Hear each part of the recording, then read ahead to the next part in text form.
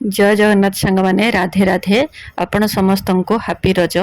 रज माने तो पोड़पिठा निहाती हम। तो चलतु आज बनइबा पोड़पिठा, जंता पोड़पिठा। तो वीडियो को स्किप न करके लास्ट पर्यंत देखंतु। जदि आपण माने को वीडियो भल लागे ताले लाइक शेयर सब्सक्राइब करने को भूलिबेनी।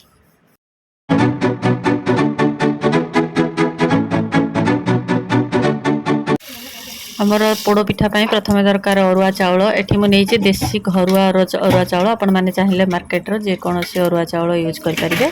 चाउल को प्रथमे आमे भल भाबरे 2-3 थर धोई दबा। धोईकी ताको 2 घंटा पई बतुरिबा पई छाडी दबा।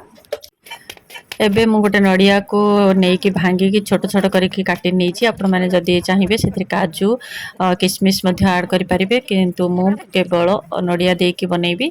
तो नड़िया को प्रथमे फाळ करके काटी छोट छोट करके मु काटी नेइछि। जेहेतु आमे देसी घरुआ चाउल नहीं तो चाउल को आमे भल भाव गड़े नवा जमती कि से कौन बाली गोड़ी रही। जदि दुकान चाउल यूज कर दुकान चाउल गोड़ी बाहर तो आपण मैंने धोईकी डायरेक्ट यूज कर पारे। किंतु जेहेतु मु घरुआ चाउल नहीं भल भाव गड़े नेबी। एबे चाउल सबको गड़े नेला परे ताको गोटे ग्राइंडर जार रे आमे सब शिफ्ट कर नबा। जार रे देके अल्प पानी देके आमे ताको ग्राइंडिंग करबा, सुखिला करबानी। जेहेतु ये हमर जनता हबो तो गोटे पतला बैटर हमर दरकार। तो अल्प पानी देके आमे प्रथमे ताको ग्राइंडिंग कर नबा। आगे आमर माँ माने चुली रे बनाउथिले पोड़पिठा, बहुत टेस्टी होतला। किंतु एबे तो आ चुली रे बना होनी। जो मानन पाखे चुली अच्छी से माने चुली रे बनाउछंती, बहुत टेस्टी लागे चुली रे बनैले। किंतु मु याको गैस रे बनैबी। अल्प समय रे ये बनि जिवो। आपण माने जदी ए प्रोसेस रे करिवे देखिबे गैस रे भी बहुत कम समय रे आ टेस्टी पोड़पिठा हमर रेडी हे जिवो। चाउल को भल भाव आम स्मूथ करके बाटिबा जमती कि से कौन दाना रही। एबे ताको गोटे मोटा बेस वाला जेकोसी डिश को आम ट्रांसफर करनवा। से आम जंतुणी बनइबा। मुझे गोटे पितल टसला जहाँ कहती से मुझे से मुझे किछि नड़िया आउ जुआणी, जोटा कि आम पोड़पिठार मेन इनग्रेडिएंट्स कहले जुआणी। जुआणी देले पोड़पिठार बास्ना बहुत बढ़िया आसे। तापरे सेथिरे स्वाद अनुसार देबे गुड़। आपण माने जेतिकी गुड़ मिठा खाइबे सेतिकी गुड़ देबे। आ स्वाद अनुसार सेथिरे अल्प लूण देबे। आ तापरे सेथिरे दबा सॉफ्ट होबा पई हमर अल्प घी, गोटे चम्मच देसी घी मु एठी देइछि। आपण माने चाहिए सेथिरे अल्प क्षीर मध्य दे परिबे। क्षीर देले भी से सॉफ्ट होबो, किंतु घी देले पिठार भल बास्ना आसे। तो सेथि पई मु घी व्यवहार करे। एबे आमे गैस रे बसैकी ताको जंतीबा। कंटिन्यूअसली ताको घांटीबे, जमा भी बंद करिवेनी। कारण ये जेहेतु चाउलर पोड़पिठा आमे बनाउछे से तळु लागी जिवो जदि आपण माने घांटीबा बंद कर देबे। आमर जंतुणी प्रस्तुत होबा पई पाखापाखि 10 रु 15 मिनिट टाइम लागिवो। तो धैर्यर सहित आपण माने ताको कंटिन्यूअसली घांटी चलिबे। जे देखिबे से धीरे धीरे आमर जंतुणी बहलिया हे जिवो आ जंतुणी प्रस्तुत हे जिवो।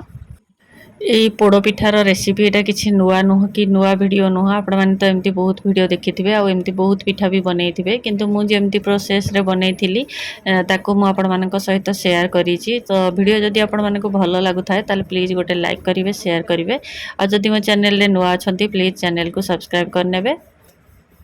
रज कहले मु बेसी किछि बुझेनी। कारण आमे जेतेले पिला बेले आमे जेतेले छोट छोट हेथिलु तो माँ माने मो जहाँ जेतिकी जानिछि जे पिला माने झियो माने विशेष करी रज रे खाली पादरे चलंतीनी, चप्पल पिंधिकी चलंतीनी, कदली पाटुका पिंधिकी चलंती। किंतु आमे जेतेले छोट हेथिलु आम माँ सेमती किछि करि नथिले। कारण आम गाँ रे सेते रज सेमती भलरे पालन करा जायनी। बटा घसा ये सब जिनस रजरे करा जायनी, ता आगरु आमर कर दिया जाय थाए। किंतु आमे जेतेले छोट छोट हेथिलु आम द्वारा माँ माने मसला बाटिबा, परिबा काटिबा ये सब काम आम द्वारा करंती। तो मु भी सेमती सेथि पई झियो को बेसी किछि सिखै पारिनी। कारण मु भी जानिनी केमती कोन करा जाय। किंतु जस्ट आमर पिठा पणा हुए आ दोली खेलंती, सजबाज होंती, ए सब हुए। तो ए सब मध्य मु पालन करि आसीछि। यार भितर देखंतु जंतुणी प्रस्तुत हो जाइथिला। तो गोटे बड़ फ्राए पैन रे मु कदली पत्र काटिकी देइकी ता ऊपर टिके घी लगे नेछि। तापरे जंतुणी सबको देइकी मु सॉफ्ट हाथ रे माने पानी हाथ हो किबा तेल किबा घी हाथ हेइकी ता ऊपर दबे दबे की ताको साइज करनेबे। जेमति कि से गोटे शेप आसी जिवो। आ एमति आबडा खाबडा करिकी कले पिठा सुंदर देखा जिवनी कि भलसे से पोड़ी हबनी। तो सेति पई ताको भलो भाबरे एमति साइज करनेबे। तो मु भी सेमति साइज करनेथिली।